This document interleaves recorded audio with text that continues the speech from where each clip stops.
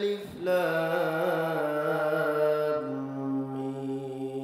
ميم ذلك الكتاب لا ريب فيه هدى للمتقين وقال أيضا إن الله وملائكته يصلون على النبي يا أيها الذين آمنوا صلوا عليه وسلموا تسليما ذكر قرآن لا إله إلا الله ورجل لا إله إلا الله আসমানে আল্লাহ জমিনে আল্লাহ আসমানে আল্লাহ জমিনে আল্লাহ হায়াতে আল্লাহ মৌতে আল্লাহ লা ইলাহা ইল্লাল্লাহ মদিনা যাইতে পারলাম না মদিনা দেখতে পারলাম না মদিনা যাইতে পারলাম না মদিনা দেখতে পারলাম না আমি অসহায় তাই এত দূরে রই আমি অসহায় তাই এত দূরে রই শুধু সালাম জানাই মদিনা যাইতে পারলাম না মদিনা দেখতে পারলাম না মদিনা নাম কত মধু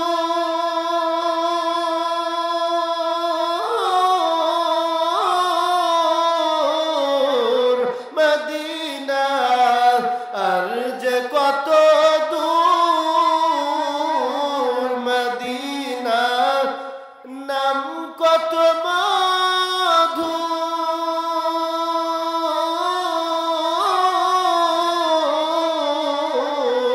মদিনা আর যে কত দূর ওই মদিনার পথের ধুলি আমি ওই মদিনার পথের ধুলি আমি মাতাম আমার গায় মদিনা যাইতে পারলাম না মদিনা দেখতে পারলাম না মদিনা যাইতে পারলাম না মদিনা দেখতে পারলাম না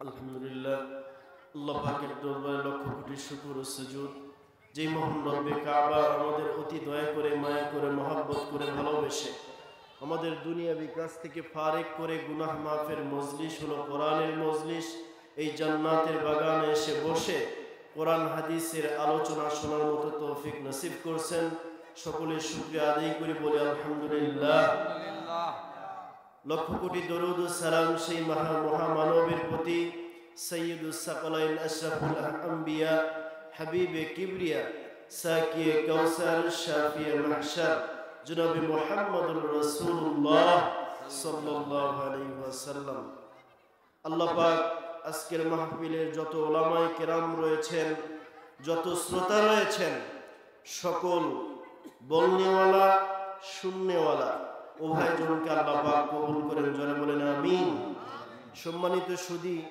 আমি যে আয়াতে কারিমা তেলাওয়াত করেছি অধিকাংশ মানুষের এটা জানা আছে সূরাতুল বাকারার একেবারে শুরু থেকে আলিফ লাম মিম যালিকাল কিতাবু লা রাইবা ফি সম্মানিত সুধী আচ্ছা বলেন তো গোলাম আমরা কার আল্লাহ একটু জোরে বলেন গোলাম কার আল্লাহ হুকুম মানতে হবে কার আল্লাহ আল্লাহ কি আমাদেরকে এমনি এমনি সৃষ্টি করছেন না কখনো সৃষ্টি করে নাই এমনিতে না আবাস অবশ্যই না আল্লাহ বলেন وما خلقت الجن والإنس إلا ليعبدون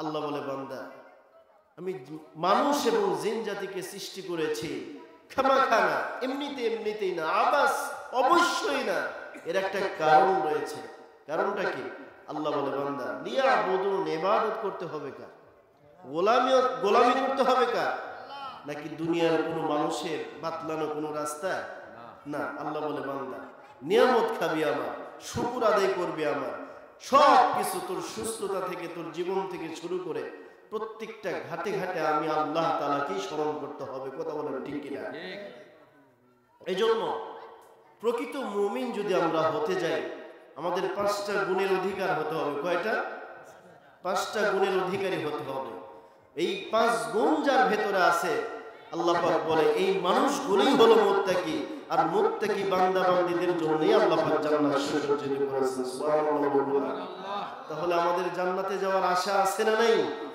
আশা আছে না নাই আল্লাহ পাক বলেন আল্লাযীনা ইউমিনুনা বিল গায়বি ওয়া ইউকিমুনাস সালাতা ওয়া মিম্মা রাযাকনাহুম ইউনফিকুন আল্লাহ রাব্বুল আলামিন ডাকতে বললেন নবী গো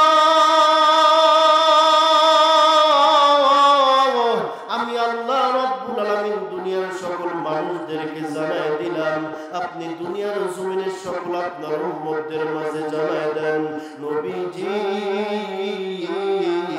আমি আল্লাহ রাব্বুল আলামিন এক নাম্বার গুণ আমি আল্লাহ বলে দিলাম আল্লাযীনা ইউমিনুনা বিল গায়ব আমি আল্লাহ রাব্বুল আলামিন এক নাম্বার গুণ বলে দিলাম ঈমান আনতে হবে গায়েবের প্রতি আচ্ছা বলেন তো আমরা কি আল্লাহকে দেখতে পাই নাকি নবীজিকে দেখেছি আমরা নবী দেখি নাই আল্লাহকে দেখতে পাই না তারপরে আমরা আল্লাহকে বিশ্বাস করি কি করি না কথা বলেন ঠিক কিনা আর একটু জোরে জোরে কথা বলেন ঠিক কিনা আমার ভাইরা আমরা আল্লাহকে দেখি কিন্তু আমরা আল্লাহকে দেখি নাই তার গুণগান লা শারীকা লাহু আল্লাহ এটা আমরা মেনে নিয়েছি অন্তরে মেনে নিয়েছি মুখ দ্বারা প্রকাশ করেছি আমার ভাইরা কিন্তু ইহুদি খ্রিস্টানরা বলে আমরা ওই আল্লাহ টাল্লাহ মানি না নাউজুবিল্লাহ বলবেন না আচ্ছা বলেন তো দুনিয়ার জমিনে আমি আপনি যখন ভূমিষ্ঠ হয়ে মায়ের গর্ভে ছিলাম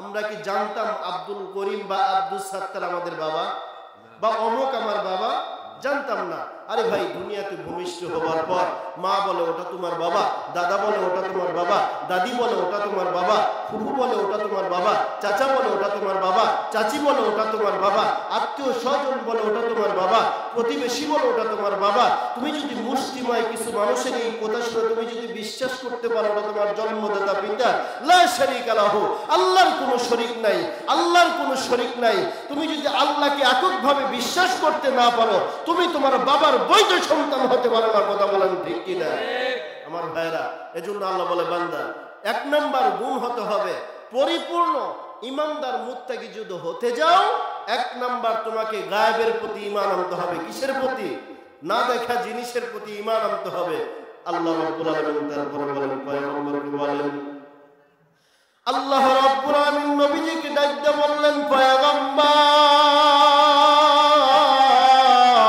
দুই নাম্বার আমি আল্লাহ রাব্বুল আলামিন বলে দিলাম আল্লাযীনা ইউমিনুনা বিল গায়বি ওয়া ইয়াকিমুনাস সালাহ দুই নাম্বার বান্দা বান্দি গুলো নামাজ আদায় করবে এই নামাজ যারা প্রতিষ্ঠিত করবে রে বাবা আল্লাহ রাব্বুল আলামিন বলেন ওই বান্দার রিজিকের মধ্যে আমি আল্লাহ তাআলা কোনদিন সংকীর্ণতা দেব না জোরে জোরে চিল্লায়ে বলেন না মারহাবা আর একটু জোরে জোরে চিল্লায়ে বলেন না মারহাবা রাহমাতুল লিল আলামিন নবী রাহমাতুল লিল আলামিন নবী কোরআনে প্রমাণ উম্মত বিনে কে বুঝিবে আমার দয়াল নবীর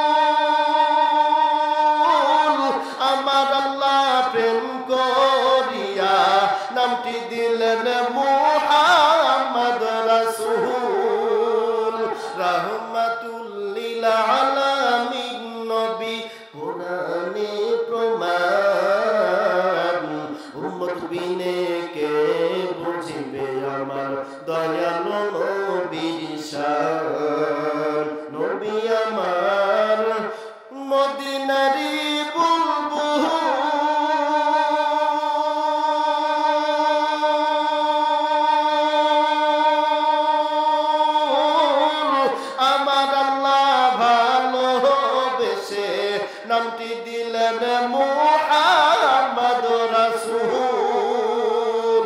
জোরে বলেন মারহাবা।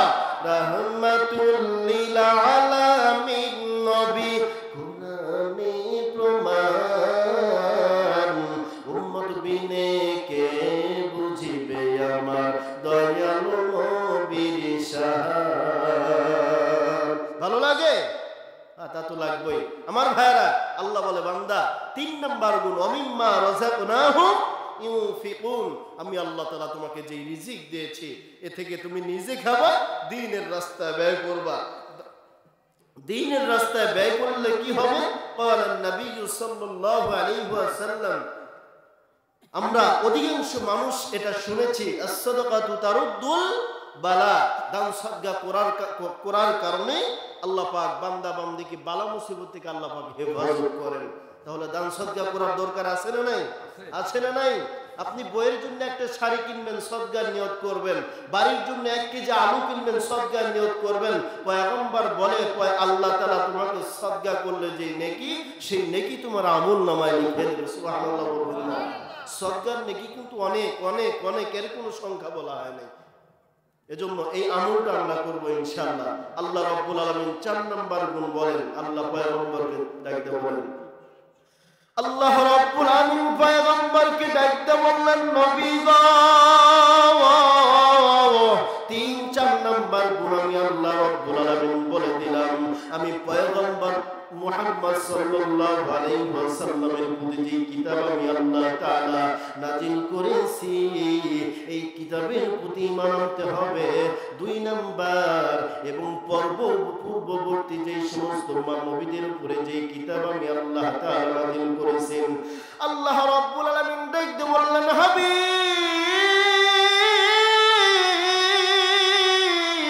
নবী আমার,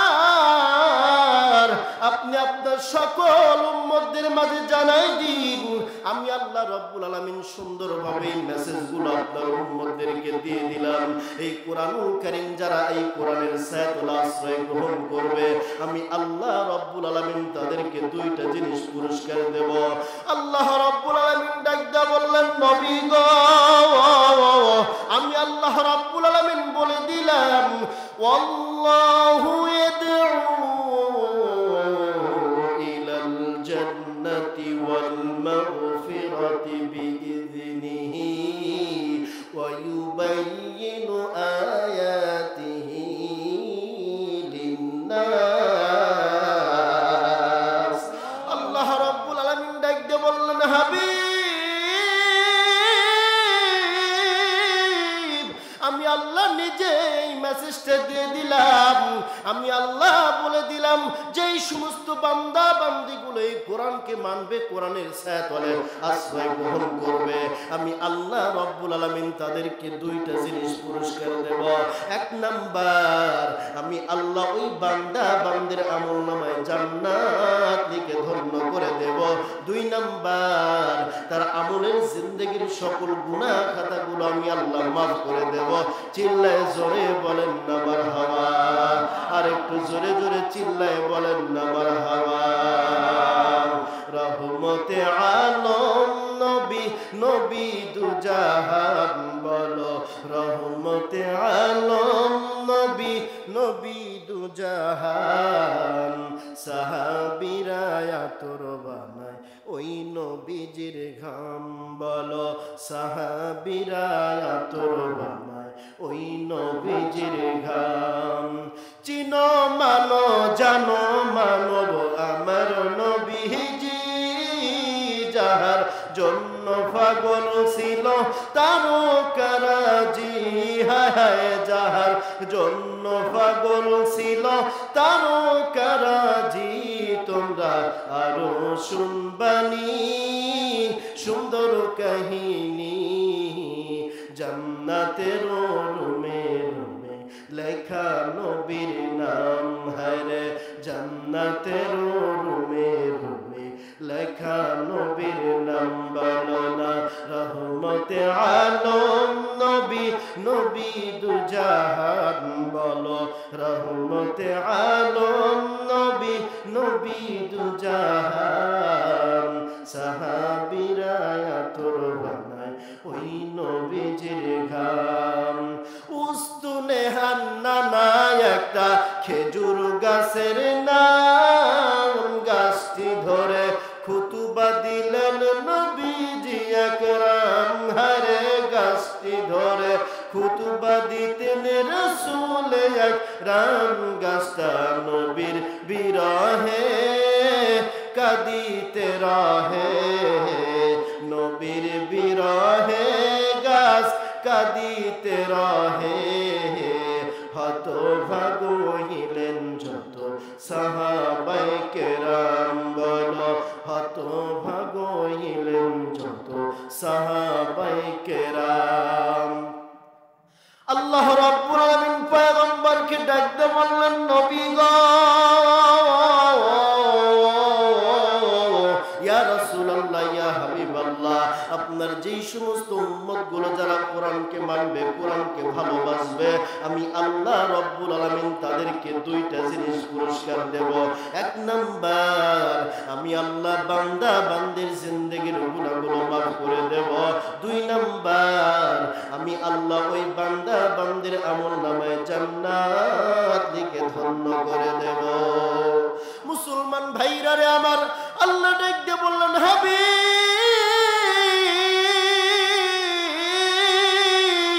আমি 5 নাম্বার গুণটা বলে দিলাম। ইয়াউমাল কিয়ামাহ, ওই সেই পরকাল দিবসের প্রতি মানতে হবে। বাবাজি, আপনি কেন কেন মরণের কথা স্মরণ করবেন না রে বাবা? আপনি কেন কোরআন পড়বেন না রে বাবা? আপনি কেন মাদ্রাসামুখী হবেন না? আপনি টিবাপাড়া মাদ্রাসার মতো মাদ্রাসা আপনার সন্তানকে কেন পড়াবেন না? মুসলমান ভাইরা রে আমার, একটা সন্তান হলেও আপনি মাদ্রাসায় দিন, হাফেজে কোরআনের বাবা হয়ে কবরে যান। দুনিয়া আখিরাত উভয়টা আল্লাহ পাক বাজান আমার কল্যাণ দান করবে। ওই কবরে কিন্তু আমল ছাড়া কাজ হবে না রে ভাই, একমাত্র নেক আমল ছাড়া কাজে আসবে না রে বাবা। এ বন্ধু, টাকা পয়সা দিয়ে যদি কাজে আসতো তাহলে হযরত বেলাল জান্নাত পাইতো না রে বাবা। হযরত বেলালের চেহারা কিন্তু ভালো ছিল না রে বাবা, কিন্তু পরকালের প্রতি এমন ভাবে ঈমান আনয়ন করছে যে বেলাল নিজের জীবন পর্যন্ত দ্বীনের জন্য বিলিয়ে দিয়েছে। জোরে জোরে কথা বলেন ঠিক কিনা? মুসলমান ভাইরা রে আমার, আপনি কেন কবরের কথা স্মরণ করবেন না? ওই কবর কিন্তু বাবা বড় কঠিন জায়গা রে বাবা। ওই কবরের মধ্যে কেউ কারো আপন হবে না রে বাবা। পরকালের জমিনে আপনার সন্তান আপনাকে ভুলে যাবে, আপনার বিবি আপনাকে চিনবে না। আপনি একটা নেকির জন্য যদি বাজান আমার থেকে যান রে বাবা, আল্লাহকে ডাকতে বলবেন, মালিক আপনি আমাকে একটু সময় দিন, এই হাসরের পুরো ময়দানে দেখি আমার কোন হিতাকাঙ্ক্ষী আছে কিনা, যার কাছে আমি একটা নেকি হইল ধার করে নিয়ে আসবো। আল্লাহ বলবে, বান্দা যাও, আমি আল্লাহ রব্বুল আলামিন তোমাকে আলটিমেটাম দিয়ে দিলাম। আপনি আপনার সন্তানকে গিয়ে ডেকে বলবেন, বাবারে আজকে আমি একটা নেকির জন্য জান্নাতে যাইতে পারতেছি না রে বাবা, তুমি আমাকে একটা নেকি দাও। একটা নেকি যদি তুমি আমাকে কর্জ দাও তাহলে আল্লাহ আমাকে মাফ করে দেবে। সন্তান ডাকদা বলবে, দুনিয়ার জমিনে তো আমার কোনো বাবা ছিল না। স্ত্রীকে গিয়ে ডাকতে বলুন, বিবি দে রে বিবি দে, একটা নাকি দে, তুই একটা নাকি যদি তুই আমাকে দিস রে বিবি, তাহলে আমি জান্নাতে চলে যাব। ওই সময় বিবি ডাকদা বলবে, দুনিয়ার জমিনে আমার তো কোনোদিন বিয়ে হয় না, আমি স্বামী পাবো কোত্থেকে? এখন আপনি ডাকদা বলবেন, বিবি রে তোর জন্য দিন মানি নাই, রাত মানি নাই, কত কষ্ট করলাম রে বিবি। রাতের আরামের ঘুমকে হারাম করিয়া তুই তোর সন্তানের জন্য খাটলাম, আজকে তুই এত বড় মিথ্যা কথা বললি। ওই সময় বিবি ডাকদা বলবে, স্বামী গো আপনি তো ঠিকই জানেন হাসরের ময়দানের অবস্থা ভালো না। একটা নেকি যদি আমার আমলনামায় হয় তাহলে আল্লাহ যদি আমাকে যদি ধরে, আমার যদি সব করে আমি কোথায় যাব? মুসলমান ভাইরা রে আমার, একটু কবরের চিন্তা করেন। আম্মা জান খাদিজা ডাকদা বললেন, পয়গম্বর আমি অন্ধকার কবরে কেমনে থাকবো, আমার বড় ডর লাগে, আমার বড় ভয় লাগে পয়গম্বর। আল্লাহর নবী ডাকদা বললেন, খাদিজা তুমি কান্না করো কেন? আম্মা জান হযরত খাদিজা ডাকদা বলতেছেন, ইয়া রাসূলুল্লাহ, ইয়া হাবিবাল্লাহ, আমি একটা কারণেই কান্না করি গো নবী, ওই অন্ধকারের কবরের জিন্দেগিতে আমি কেমনে থাকবো? ওই অন্ধকার কবরের আযাব আমি সহ্য করতে পারবো না। মুসলমান ভাইরা রে আমার, ও পর্দার আড়ালের মা, আপনারা দেখেন তো খাদিজার মতো মা হইতে পারেন কিনা? আপনিও দেখেন তো খাদিজার জিন্দেগি থেকে আপনি আপনার জীবনকে সুন্দর করে আমলিয়াতুর জিন্দেগি বানাইতে পারেন কিনা? পয়গম্বরকে ডাকতে বললেন, নবী গো,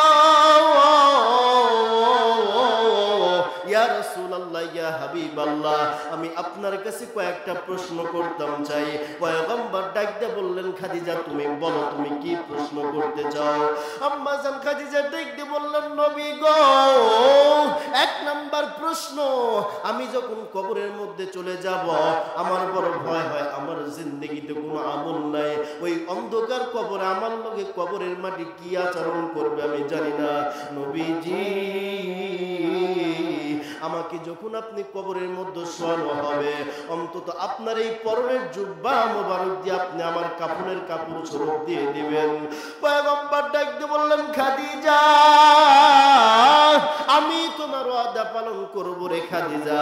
আম্মা জান খাদিজা ডাকতে বলতেছেন, ইয়া রাসূলুল্লাহ, ইয়া হাবিবাল্লাহ, নবী গো, আপনার দ্বিতীয় আরেকটা প্রশ্ন করতাম চাই। পয়গম্বর ডাকতে বললেন, খাদিজা বলো বলো বলো, তোমার সব আর যে আমি পয়গম্বর মেনে নেব।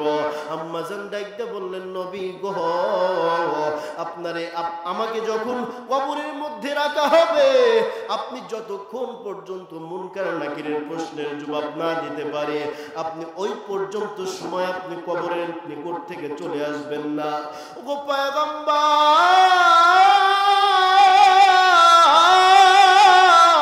ইয়া রাসূলুল্লাহ, ইয়া হাবিবাল্লাহ, আমার কবর করে ভয় হয়, ওই কবরের জিন্দেগিতে আমি কেমনে থাকবো?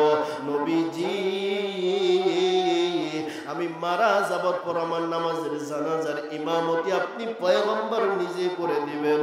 পয়গম্বর ডাকতে বললেন, খাদিজা মেনে নিলাম, তোমার নামাজের জানাজার ইমামতি আমি পয়গম্বর নিজে করব। আম্মা জান খাদিজা ডাকতে বলতেছেন, ইয়া রাসূলুল্লাহ, এটাই শুধু এতটুকুই ক্ষমতা নয়। পয়গম্বর ডাকতে বললেন, খাদিজা আরো কিছু আসেনি বলো। পয়গম্বর ডাকতে বলতেছেন, খাদিজা বলো বলো বলো। আম্মা জান ডাকতে বলতেছেন, ইয়া রাসূলুল্লাহ, আমাকে যখন ওই অন্ধকার কবরে নামানো হবে, আপনি পয়গম্বর নিজে হাতে রেখে আমাকে কবরের মধ্যে শুইয়ে দিবেন।